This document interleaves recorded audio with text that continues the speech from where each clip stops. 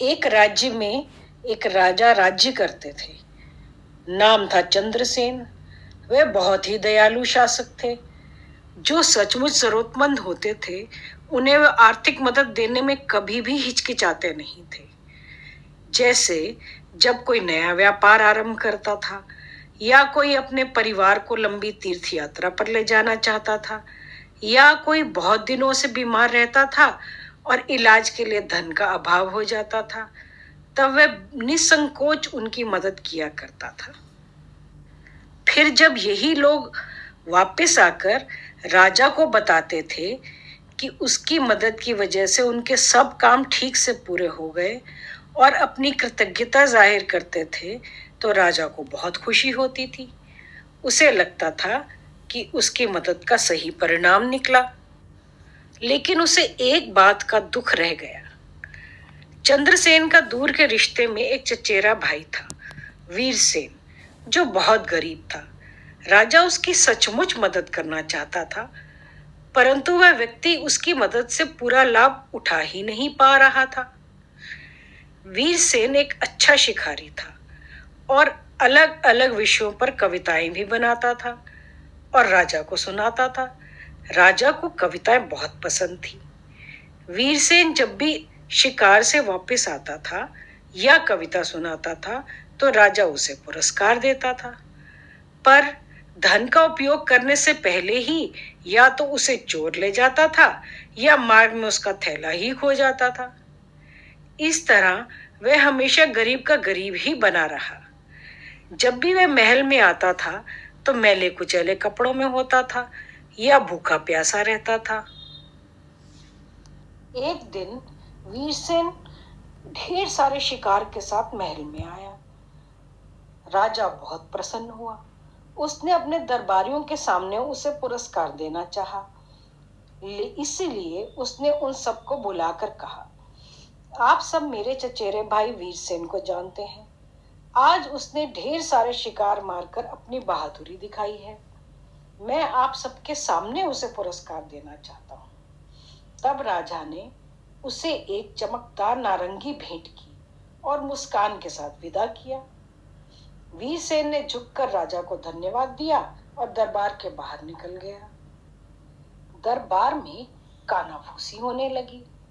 राजा अपने गरीब चचेरे भाई के साथ शरारत तो नहीं कर रहे हैं। राजा ने कानाफूसी सुन ली, पर उस पर ध्यान नहीं दिया। ना तो चचेरे भाई को और ना ही दरबारियों को यह खबर थी कि पुरस्कार में दी गई नारंगी साधारण नहीं थी और उसमें तो मूल्यवान रत्न थे। वीरसेन ने भी पुरस्कार के बारे में दोबारा नहीं सोचा। आखिर राजा ने दरबारियों के सामने उसकी बहादुरी की तारीफ की थी। उसके लिए तो यही बहुत बड़ी बात थी। मामूली नारंगी से ये कहीं अधिक बड़ा पुरस्कार था। उसे वह अपने थैले में डालकर घर की ओर चल पड़ा। रास्ते में उसे एक भिखारी मिला। उसने अपना कटोरा उसके सामने बढ़ा दिया। वीरसेन के पास पैसे तो थे नहीं, इसलिए उसने थैले से नारंगी निकाली और भिखारी को दे दी।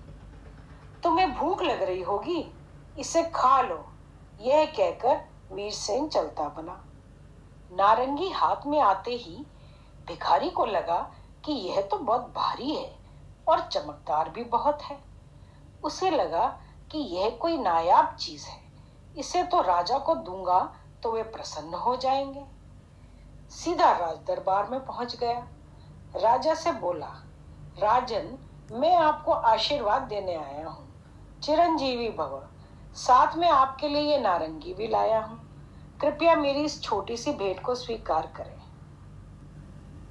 नारंगी को देखते ही राजा जान गया कि उसका अभागा भाई नारंगी का मूल्य समझ ही नहीं सका। उसने नारंगी स्वीकार कर ली और चांदी के सिक्कों से भरा एक थैला भिखारी को भेंट दे दिया। भिखारी राजा को आशीर्वाद देकर चला गया। राजा हर तीसरे महीने में राजकीय आखेट की प्रतियोगिता रखता था। इस बार जब राजकीय आखेट की घोषणा की गई, तब वीरसेन भी उन शिकारियों में शामिल था। इस बार भी उसने पहले की तरह अनेक शिकार किए।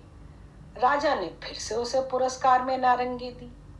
वीरसेन ने सोचा कि यह कोई दूसरी नारंगी होगी, इसलिए उसे भी वह थैले में रखकर दरबार से बाहर चला गया। बाहर पहुंचते ही उसे एक दरबारी मिला।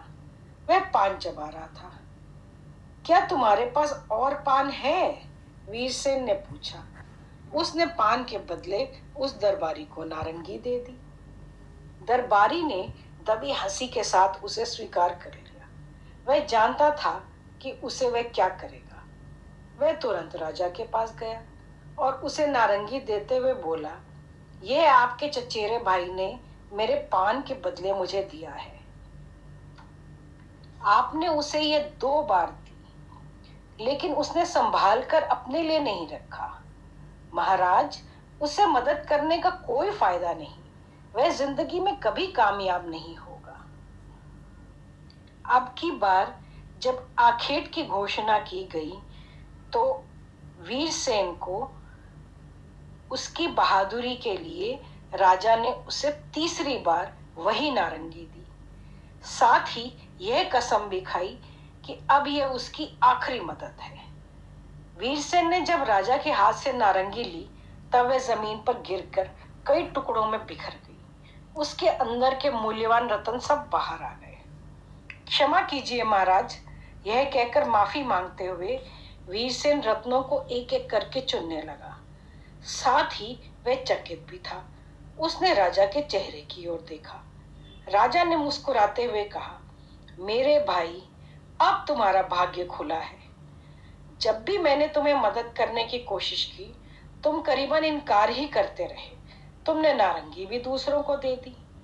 अब तुम धनी बन जाओगे। राजा के रत्नों से वीरसेन शीघ्र ही एक बहुत धनी व्यक्ति बन गया, पर उसने निश्चय किया कि वह भी अपने चचेरे भाई की तरह ही जरूरतमंदों की मदद करता रहेगा। अब हमारी कहानी तो यहीं खत्म हुई।